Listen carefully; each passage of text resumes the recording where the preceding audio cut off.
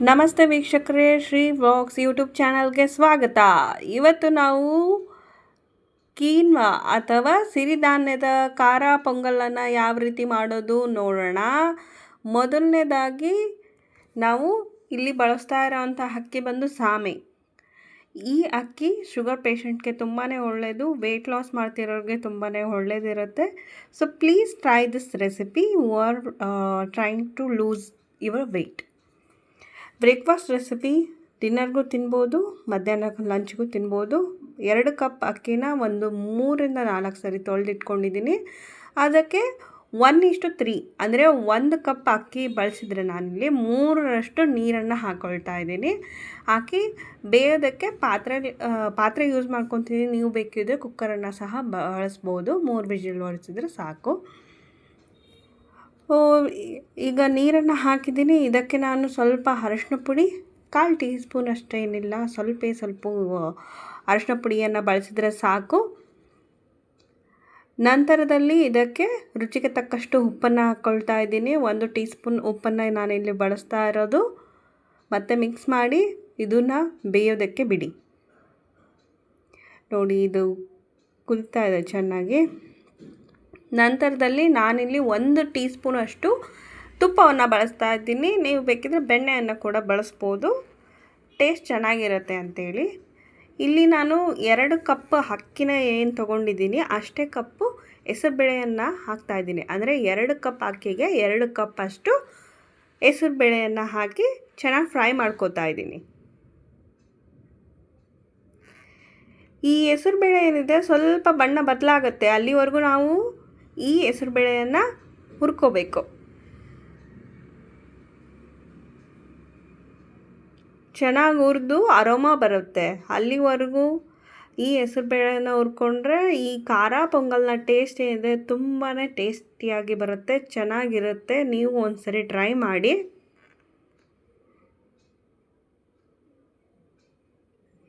ನೀವಿಲ್ಲಿ ಬೇಕಿದ್ರೆ ಎಣ್ಣೆ ತುಪ್ಪ ಬಳಕೆಯನ್ನು ಕಡಿಮೆ ಮಾಡ್ಕೋಬೋದು, ಯಾರೆಲ್ಲ ವೆಯ್ಟ್ ಲಾಸ್ಗೆ ಟ್ರೈ ಮಾಡ್ತಿದ್ದಾರೋ ಅವರು.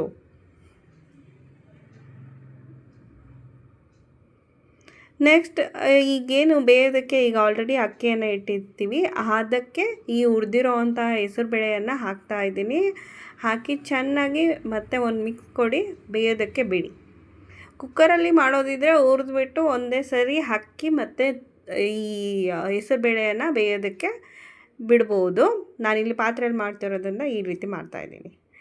ನೆಕ್ಸ್ಟ್, ಅದೇ ಕಡಾಯಿಗೆ ಒಂದು 5 ಟೀ ಸ್ಪೂನಷ್ಟು ಎಣ್ಣೆ ಬಳಸ್ತಾ ಇದ್ದೀನಿ. ನೀವಿಲ್ಲಿ ಎಣ್ಣೆ ಬಳಕೆಯನ್ನು ಕಡಿಮೆ ಮಾಡ್ಬೋದು, ವೆಯ್ಟ್ ಲಾಸ್ಗೆ ಟ್ರೈ ಮಾಡ್ತಿರೋರು. ನಾನಿಲ್ಲಿ ಒಂದು 5 ಟೀ ಸ್ಪೂನಷ್ಟು ಎಣ್ಣೆಯನ್ನು ಹಾಕಿ ಒಂದು 5-6 ಹಸಿಮೆಣಸಿನ್ಕಾಯಿ ಉದ್ದುದ್ದಕ್ಕೆ ಹೆಚ್ಕೊಂಡಿದ್ದೀನಿ. ಆ ಹಸಿಮೆಣಸಿನ್ಕಾಯನ್ನು ಹಾಕ್ಕೊಂಡು ಮತ್ತೆ ಹುರಿತಾ ಇದ್ದೀನಿ. ಕರಿಬೇವನ್ನು ಹಾಕ್ತಾ ಇದ್ದೀನಿ. ಹಾಕಿ ಸ್ವಲ್ಪ ಫ್ರೈ ಮಾಡ್ಕೊಳ್ಳೋದು.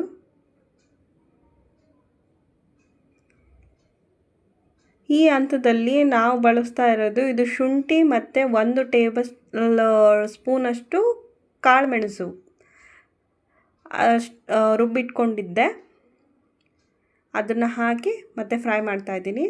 1 ಇಂಚಷ್ಟು ಶುಂಠಿ, 1 ಟೀ ಸ್ಪೂನಷ್ಟು ಕಾಳುಮೆಣಸು, ಇಷ್ಟನ್ನು ಹಾಕಿ ಫ್ರೈ ಮಾಡ್ತಾ ಇದ್ದೀನಿ. ಇದು ಫ್ರೈ ಮಾಡ್ಕೊಂಡಿದ್ದಾಯ್ತು.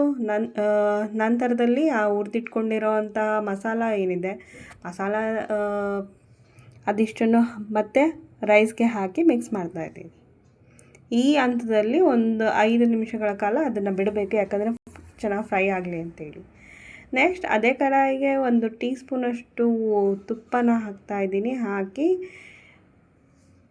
ಇದು ರುಚಿಗೋಸ್ಕರ, ಆಪ್ಷನಲ್, ನೀವು ಬಳಸಿದರೆ ಬಳಸ್ಬೋದು, ಬಿಟ್ಟರೆ ಬಿಡ್ಬೋದು, ನಿಮ್ಮ ಇಷ್ಟ. ನಾನು ರುಚಿ ಚೆನ್ನಾಗಿರಲಿ ಅಂತ ಹೇಳಿ ಇಲ್ಲಿ ಗೋಡಂಬಿನ ಬಳಸ್ತಾ ಇದ್ದೀನಿ. ಎಷ್ಟು ಗೋಡಂಬಿನ ಹಾಕಿ ಫ್ರೈ ಮಾಡ್ಕೊಳ್ಳಿ ತುಪ್ಪದಲ್ಲಿ.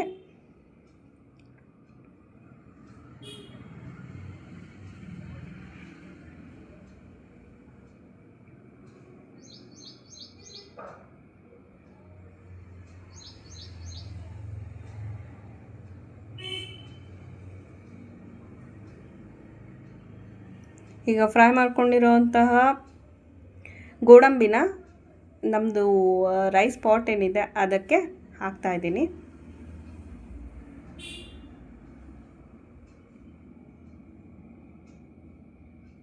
ಹಾಕಿ ಮತ್ತೆ ಮಿಕ್ಸ್ ಮಾಡಬೇಕು ಚೆನ್ನಾಗಿ.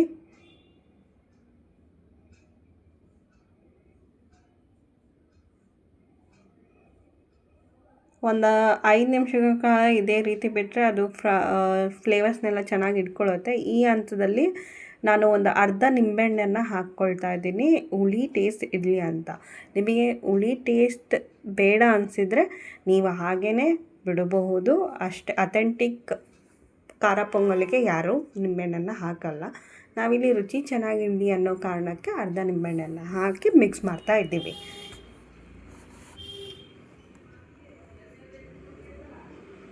ಸೊ ಇದು ಒಂದು 5 ನಿಮಿಷಗಳ ಕಾಲ ಚೆನ್ನಾಗಿ ಸಣ್ಣ ಉರಿಯಲ್ಲಿ ಬಿಡಿ. ಆವಾಗ ಚೆನ್ನಾಗಿ ಎಲ್ಲ ಫ್ಲೇವರ್ಸ್ನೂ ಹಿಡ್ಕೊಂಡಿರುತ್ತೆ. ಈಗ ಉಪ್ಪನ್ನು ಈ ಹಂತದಲ್ಲಿ ಸರಿ ಮಾಡ್ಕೋಬೋದು. ರುಚಿಗೆ ತಕ್ಕಷ್ಟು ಉಪ್ಪನ್ನು ಹಾಕಿ ಮುಂಚೆನೇ ಯೂಸ್ ಮಾಡಿದ್ದೆ, ಇಲ್ಲಿಗೆ ಉಪ್ಪು ಕಮ್ಮಿ ಇರೋದ್ರಿಂದ ನಾನು ಹಾಕ್ತಾಯಿದ್ದೀನಿ. ಸೊ ಇದು ನಮ್ಮ ಖಾರ ಪೊಂಗಲ್ನ recipe. Please do subscribe to my channel. ಈ ರೆಸಿಪಿನ ಒಮ್ಮೆ ಟ್ರೈ ಮಾಡಿ ವೆಯ್ಟ್ ಲಾಸ್ ಮಾಡ್ಕೊಳ್ಳಿ. Thanks for watching. Please share my video. Thank you.